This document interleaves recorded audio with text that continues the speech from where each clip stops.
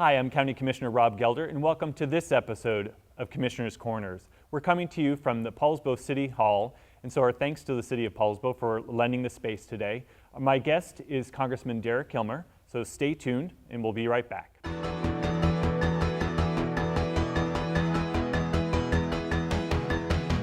Welcome back to Commissioner's Corners. With me now is Congressman Derek Kilmer. Congressman, welcome to the program. Good to be with you. Appreciate Thanks. it. Thank you. So last year when you were running, one of the things that you were talking about was the fact that in many ways Congress appears to be broken. Yeah. And you really wanted to do something about that, and with now about 100 days or so under your belt, have you seen any light at the end of the tunnel? Is there something that can be done? Yeah, let me give you the bad news and the good news. I will tell you it was very odd joining an organization that's held in as low esteem as Congress is right now. You may have seen Pew did a poll recently and they asked a series of questions. What do you hold in higher regard, this or Congress? And Congress ranked below colonoscopies and head lice in the eyes of the American public. And when you see how it's been functioning or not functioning, you get an appreciation for why that is. Mm-hmm. You know, in recent years, I think there has been too much partisan bickering and not enough progress. You see that very up front and center with sequestration, these across-the-board cuts that have taken effect, where there's no strategy involved. It has a huge impact on our community, and it's simply happening because Congress is failing to do its job. Now, there are glimmers of hope. I've been invited to participate in something called the Bipartisan Working Breakfast Group that meets regularly to actually, everybody sort of checks their snarky partisan talking points at the door and actually sits down and talks about how we move our country forward. And out of that group in recent years, you've seen things like the Jobs Act and the America Competes Act that have been bipartisan pieces of legislation. Several efforts around helping our military families and veterans have come out of that group. So I was grateful to be invited to participate in that group, and that gives me some hope that we can get this back on track, but it's not going to happen overnight. So bipartisanship, I think, is really the key, and as with anything, I mean, it's really about the relationships that you're able to build. So have you been able to make some strides in building those personal and working relationships across the aisle? Yeah, the first thing I did when I got there was reach out to every member of the Washington State delegation, Democrats and Republicans, because there are going to be issues where we have common interest. Right. And then you go through the orientation process with your fellow freshmen, and there's some good relationship building as part of that event. And then this bipartisan working group has been a good avenue for developing those types of relationships as well. I spent 8 years serving in the state legislature, and when you go through that job interview process, it's a lot of standing on people's porches. I've stood on, in 8 years, 52,000 porches. And I guess my observation is the vast majority of people I talk to don't actually care if we get more Republican or more Democrat or move more to the left or more to the right. They just want our country to stop moving backwards and start moving forward. And my interest is in working with my colleagues on both sides of the aisle to make that happen too. Great. So a big part of the work is kind of what focuses, I think, some of what you are able to accomplish are the committee assignments that you get. Yeah. So can you talk a little bit about what committees you were assigned to Sure. and what's been happening there? It will alarm you and surprise you that I was not named the ranking member on appropriations, even though I took the place of Norm Dix. But I got great committee assignments. I'm actually really pleased with it. I'm serving on a committee called the House Armed Services Committee, which is obviously important for Kitsap County because Kitsap County's largest employer is the U.S. Navy. But it's a committee that also has jurisdiction over broad national security issues. And important to me, as someone who spent a lot of years working on issues affecting military families and veterans, it has jurisdiction over those issues as well. So I'm very excited to be able to be a part of that committee. And then the second committee on which I serve is called Science, Space, and Technology. My interest in that committee was driven by a couple things. One, it has jurisdiction over science and technology education issues. And if you look at where the economy is heading, not every job, but certainly more and more jobs are going to require our nation raising its game in that regard. And it also has jurisdiction over federal research. So for example, in the district I represent, there's a national lab out in Sequim. I think the role that the federal government plays in doing research and in national research policy is pretty important stuff for our economic competitiveness. And as an economic development guy, that's important to me. So I'm really pleased with the committees on which I'm serving. Great. So are there any, at this point in time, it's only been around 100 days, is there specific legislation that you've been working on or spearheading? Yeah, there's a few things that that we've got cooking. I'll talk about a couple of them because they're related to something that's been in the news a lot lately, and that is sequestration and these across-the-board cuts. I'm very concerned about the impact that has in a bevy of areas, and we can talk about that if you want. But one of the areas that's been in the news a lot lately is the impacts on federal workers, in particular furloughs that will affect those who work at Naval Base Kitsap. It now appears that those civilian workers are going to face 14 furlough days between now and the end of the fiscal year. And the concern there is on a number of levels. One, the day sequestration went into effect, I stood outside the gate of the shipyard, mostly to make sure that folks knew that my office was available to them if they were having challenges, and also to let them know that I'm with them, that I think these across-the-board cuts are really stupid. I heard some very consistent themes while I was there. One, people were certainly concerned about their own financial well-being. What this would mean to their family budgets. Two, they were concerned about what that means for the broader community, from the diner across the street to the retailer down the road. And they were also concerned about the impacts to our national security.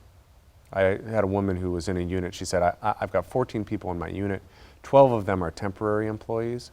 And she said, they're all going to get let go. She said, how do we get done what needs to get done with 1/7 of the employees? And I empathize with that, and I agree with her.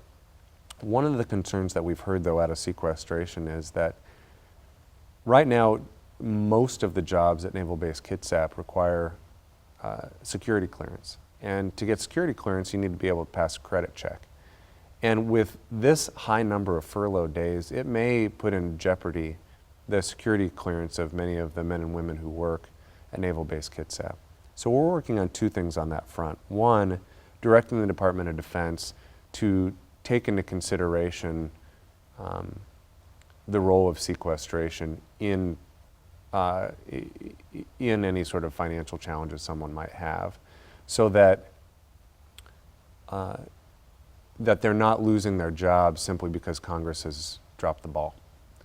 So that's one thing we're working on. And then secondly, Congress did something following Hurricane Sandy. As people dealt with the impacts of that, Congress passed a law enabling people to pull from their thrift savings account or kind of the pension pool without taking a tax penalty. And that's something that we're exploring doing as well for the federal workforce, so that they, if they face financial difficulties, would able to, in essence, pull money out of that, have that be an allowable use under hardship, for a hardship withdrawal, so that they don't end up in long-term financial difficulties that may jeopardize their ongoing employment. That's not just important for the people who work there. It's important to our naval readiness. I mean, if we lose a lot of the workforce there, it's going to have an impact on our ability to get done what our national security depends on getting done at Naval Base Kitsap. So you bring up a great point, and I think that there's any number, we've all been facing budget cuts, and I too share the concerns about the rippling effects if people have less money coming take home, that they're not going to, that could, just as we're starting to see some indicators bounce back, it has a potential impact. Has there been a lot of conversation? There's different approaches to bending that budget curve. Sometimes organizations do sort of the furlough approach. Other times there's an incentive for early retirements. And that's good and bad because it does impact the workforce in the long term, but it potentially helps individuals come in at a starting salary as you start to create jobs for the folks that are graduating from different vocational programs, et cetera. Has there been any talk on that regard? Somewhat. I mean, part of the challenge though right now is as a result of sequestration, the Navy's actually gone in the opposite direction and canceled, the jobs fair that they were going to have here in Kitsap County, and it meant that rather than filling hundreds of new jobs, there's a hiring freeze. So that's a problem. It means that those avenues are less available in this situation. I think it's important to point out too, Rob, that it's not. I've been out visiting with a lot of folks, and just this morning I was talking to the local Chamber of Commerce, and I was asked, well, shouldn't the federal government be making cuts? And my response was, if you look at our nation's long-term financial picture, and getting our budget sustainable over the long haul, this problem is too big simply to tax your way out of it, simply to grow your way out of it, or simply to cut your way out of it. You need to have a balanced approach. And so cuts are going to be part of that equation. The problem with sequestration is it's across the board. Think about in your family budget. If you had financial difficulties, you wouldn't say, well, we're going to cut everything by 10%. We're going to cut our food budget by 10% and our housing budget by 10% and our going out to the movies budget by 10% and our magazine subscription budget by 10%. You'd prioritize. You would say, we're not going to go see Olympus Has Fallen and we're going to cancel Sports Illustrated, but we're going to put food on the table and we're going to keep a roof over our heads. The problem with sequestration is that it is across the board. And I described it this morning as, you could, just to use a ridiculous example, you could have a federal agency with just 2 line items in the budget. The one line item would be called things that are super important that all taxpayers agree are smart investments. And the second line item would be called waste, fraud, and abuse. And under sequestration, you would cut both line items by the same percentage. To use a technical term, that's dumb. That does not make sense. No. And so part of my role as the representative of this community is to try to advocate for a smarter approach. And so I use this as the subject of my very first speech on the floor of the U.S. House. I've done op-eds on this. We delivered a big stack of petitions to the Speaker of the House to say, let's actually work in a bipartisan way for a big, bold, bipartisan budget solution that puts us on a smarter path than these across-the-board cuts. So obviously, sequestration and the budget dictates some of what you are focusing on. Yeah. But what would you say are some of your priorities legislative priorities for the next 18 months or so? Sure. There's a number of things that I'm engaging on. My background's working in economic development. I spent the last decade working for basically the sister organization of the Kitsap Economic Development Alliance in Pierce County called the Economic Development Board. And in that capacity, I met with about 200 businesses a year. And a lot of my focus is on trying to figure out how we help our small businesses. And so a lot of the legislation that I'm working on and a lot of the ways that I'm getting engaged in the Congress is on how do we help our businesses grow and succeed and invest here in the United States of America. There's no silver bullet to that. It looks more like silver buckshot. It's everything from tax policies that encourage investment here in the U.S. rather than moving jobs overseas. It's things like workforce development. And I've actually engaged already on a few workforce development efforts that will likely lead to legislation. It's having a regulatory environment where businesses don't feel like they're shooting at a moving target. It's having access to capital. So small businesses, if someone's entrepreneurial and wants to start a business, is able to access capital, or if they have a business and they want to grow their business, they're able to make those investments and have access to capital. So there's any number of levers that we can pull, and I'm kind of digging in on all of those because I fundamentally believe oftentimes small businesses are described as the backbone of our economy, and I believe that. I agree with that. I always feel like the better description of our small businesses is they're your star running back. If you look at how we've generally made it out of recessions historically as a nation, it's not the big guys that turn us around. It's the small businesses that are scoring the touchdowns. And right now, I think a lot of our star running backs are getting tackled at the line of scrimmage.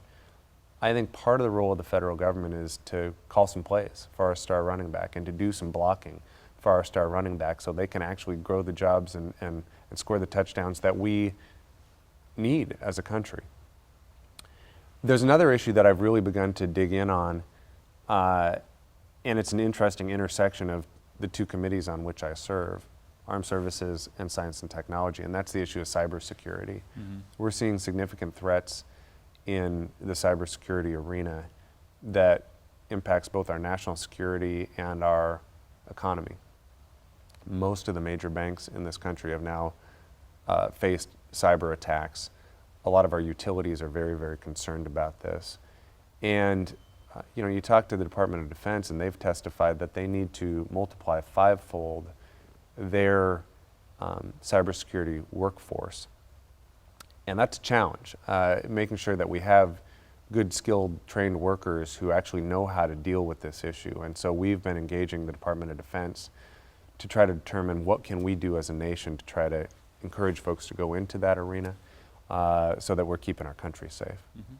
So those are a few of the things that I'm digging in on. Great, I appreciate that. I mean, it's interesting because thematically there's a lot of similarities. I mean, we're trying to figure out locally what it is that we can do to help support small businesses. So obviously from the county's perspective, it boils down to how do our local codes really support a lot of home-based businesses and that type of thing. One of the conversations I've had with some small businesses, or either new getting started up or existing ones who are interested in expanding, is still there's an issue with access to capital sometimes. Has there been any kind of dialogue or conversation about what the capital picture is? Yeah. There's a few conversations underway. One is looking at issues around within the private sphere, business lending, and there's a somewhat controversial conversation around expanding who can do business lending and how much business lending they can do. The other conversation is around the SBA.